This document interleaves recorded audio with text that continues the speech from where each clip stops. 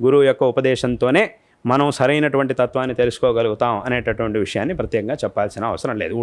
వట్టి పుస్తకంలో ఉన్నటువంటి విషయాన్ని మాత్రమే తీసుకొని ఇది ఇలాగా అని మనం నిర్ణయం చేయలేము అనేటటువంటి విషయాన్ని ప్రత్యేకంగా చెప్పాల్సినటువంటి అవసరం లేదు. కాబట్టి లోకంలోనే ఎన్నో విషయాలు ఇలాంటివి ఉంటాయి.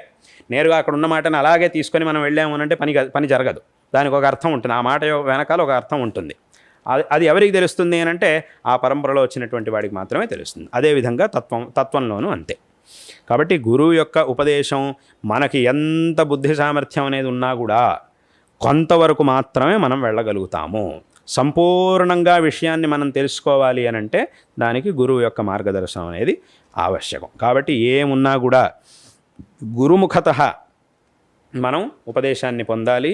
ఆ గురుముఖత ఏవేవో అనువాదాలు ఉన్నాయి, ఏవో పుస్తకాలు ఉన్నాయి, అనువాదాలు వ్యాఖ్యానాలు ఉన్నాయి, వాటన్నింటినీ పెట్టుకొని అవన్నీ కూడా మనం ఆలంబనగా తీసుకోవాలి. కానీ మళ్ళీ అంతిమంగా ఉపదేశం మాత్రం గురువు నుంచే తీసుకోవాలి. కాబట్టి ఈ విషయాన్ని అందరూ కూడా తెలుసుకోవాలి. కాబట్టి చక్కగా గురువు యొక్క మార్గదర్శనాన్ని అందరూ కూడా పొందాలి అనేటటువంటి విషయాన్ని అందరూ తెలుసుకోవాలి.